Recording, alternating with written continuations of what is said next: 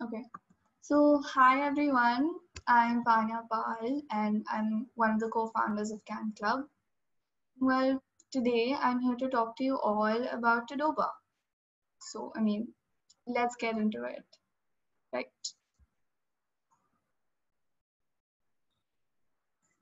So, yes, and I'm also the girl in the picture, if you didn't know. So, you all must be wondering, why am I talking about Tadoba? When you think about a tiger sanctuary, the first thing that comes to your mind is Janthapur or Corbett. We do normally visit Corbett once a year, but then let's be honest, the chance of seeing a tiger for a common man is so much more negligible in Corbett than in Tadoba. And since I've been to Tadoba, I can surely tell you, you will definitely see a tiger, at least one. I had visited this place in 2016 and we saw 8 different tigers in 13 different sightings. In fact, the whole atmosphere of the rugged forest was quite peaceful. Seeing the tigers so closely and in such huge numbers was quite exciting. So let's get into the presentation and make you all fall in love with the place called Tadoba. As you all know, the Panthera tigris, or the tiger, is our national animal. And we have plenty of conservation programs running around the country on how to save it. The Project Tiger is a tiger conservation program that was launched in April 1973, which is like, what, 47 years back? Isn't that a long time? It aimed to ensure the viable population of the Bengal tiger in its natural habitat. Since we all know that tigers need their large territories, various national parks were formed all over the country. Large-scale habitat destruction and decreasing of prey populations have become quite a long-term threat to their existence. The demand for their bones in Chinese medicines have given already an edge to poaching. They're not only hunted for their bones but also for their skin, claws, teeth, and pelts. In fact, a single skin can sell for rupees 6.5 million in the black market. For poachers, there has been about a 4% conviction rate. Sansar Chand, the notorious tiger poacher, acknowledged to selling 470 tiger skins and 2,130 leopard skins to just 4 clients in Nepal and Tibet. Isn't that sad? The tiger census is done every year by departments with the help of NGOs. Methods used are mostly automatic camera trapping methods. Every tiger's stripes are unique, like human fingerprints, and that helps to identify the individual tigers. With only nearly 3,000 left in our country, I believe we need to work really hard with various organizations to ensure that they still have a safe place to live in. STPF, Special Tiger Protection Force, is a 24/7 vigil force which is operated by the Forest Department to fight against wildlife poaching. Tadoba is a safe haven created by the Maharashtra government for tigers. The Tadoba Andhari Reserve is Maharashtra's oldest and largest national park. The national park is also known as the Tadoba Andhari Reserve. It is one of the 47 project tiger reserves existing in India. Created in 1995, the reserve includes the Tadoba National Park and the Andheri Wildlife Sanctuary. Located in Maharashtra's Chandrapur district, it provides livelihood not only to locals but also the guards and food for the people living there, as homestays and small dhabas. We took a flight to Nagpur, and the moment we landed, my mom bought a huge packet of the orange barfi, which is a famous sweet from my place. Oof, can't believe it. My mom and her sugar cravings. Well, I liked it too, and they say you can't really go back without picking up a few packets as gifts for everyone.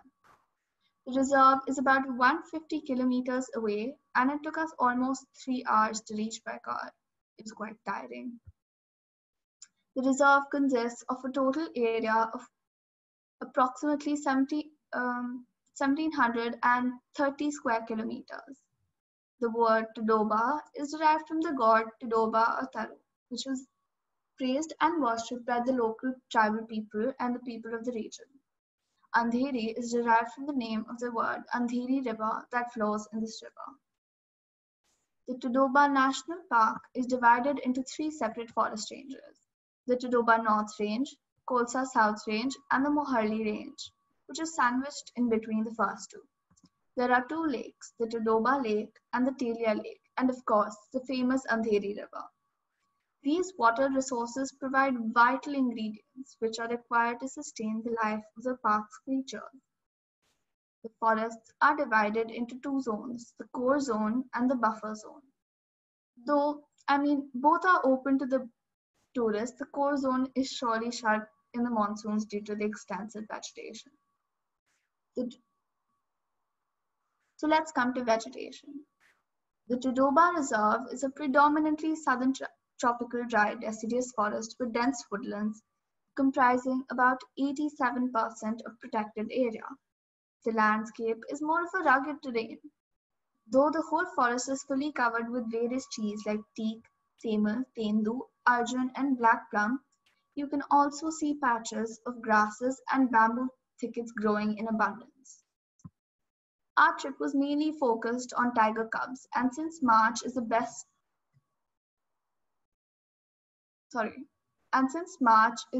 time you can see them really small and cute.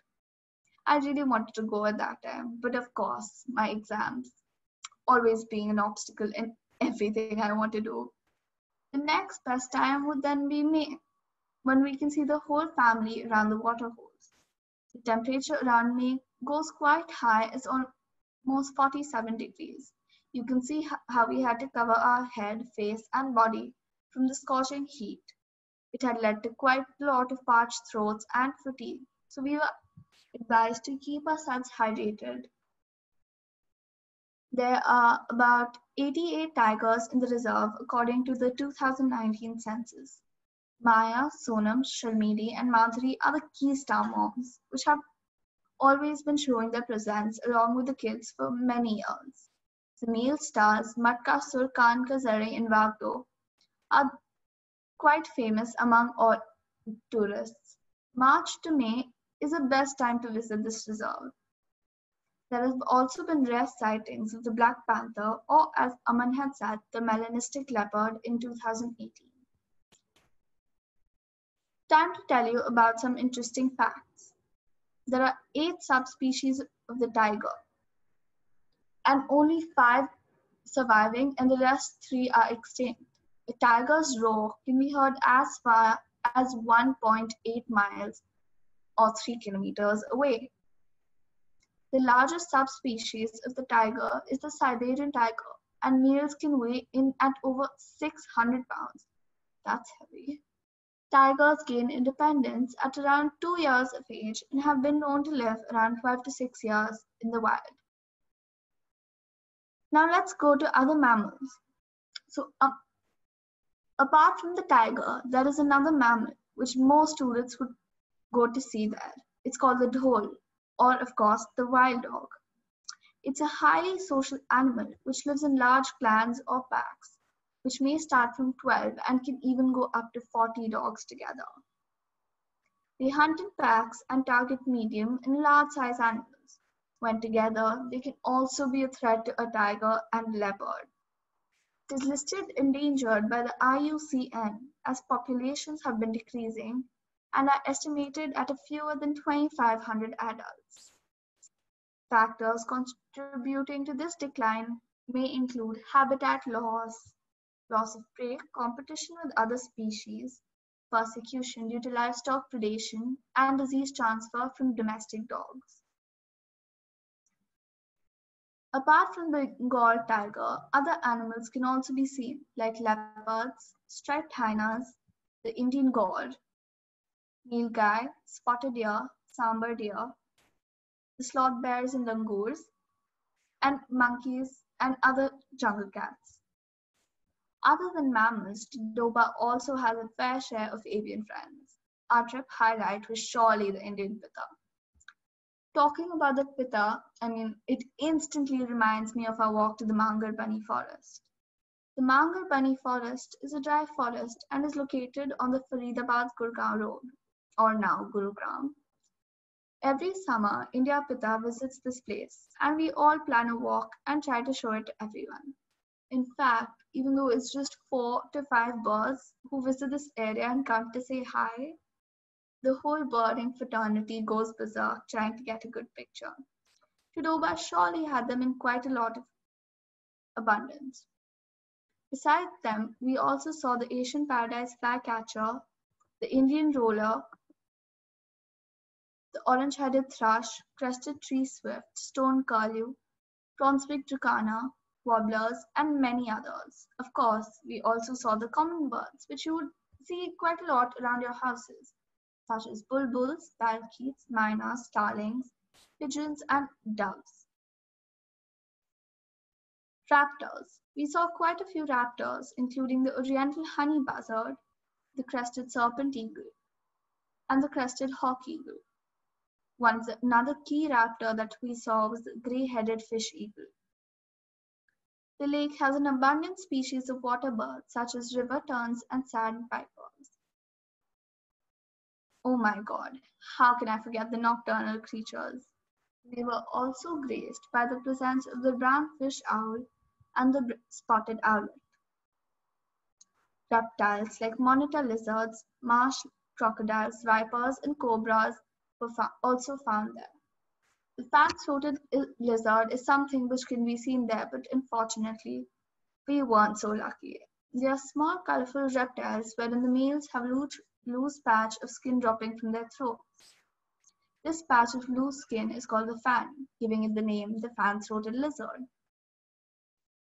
During the breeding season, the male lizard changes its color palette completely, from browns to many shades of multicolor. These are the two pictures. The colored one shows the lizard in its breeding plumage or season, where it's brightly colored, while to attract the females, of course, while the other one just shows the lizard normally. So I hope you guys keep a lookout and are able to see it. Jewel beetles, wolf spiders, and other creepy crawlies can also be seen there. I was told that there are 74 species of butterflies that have been recorded, including pansies, mormons, and swordtails. Now, Tadoba also has a scientifically developed butterfly garden, which all of you must visit. And of course, do not miss out on the night safari experience. Should be quite interesting. Overall, in 3 days and 5 safaris, we were able to see 8 tigers in 13 sightings, along with many other mammals, birds, and reptiles. It's quite beneficial, I think. Tourism and conservation go hand in hand. Tourism as a conservation tool and tourists as conservation soldiers.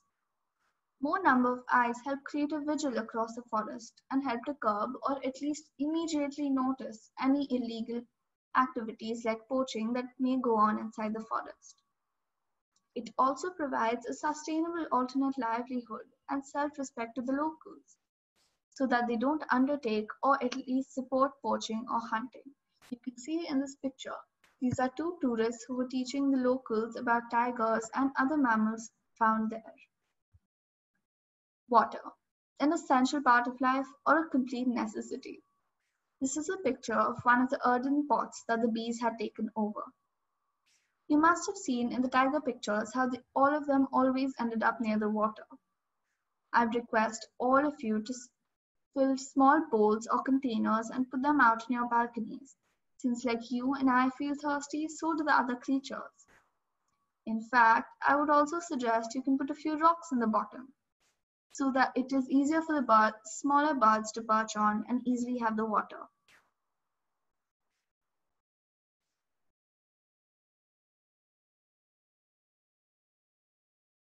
I thank Saurabh Thakekar and Partha Pratim Pal for their amazing pictures and giving us an inspiration to click more and improve our photography skills. Thank you, and we really hope to see you all next time. If you have any questions, please don't hesitate to ask.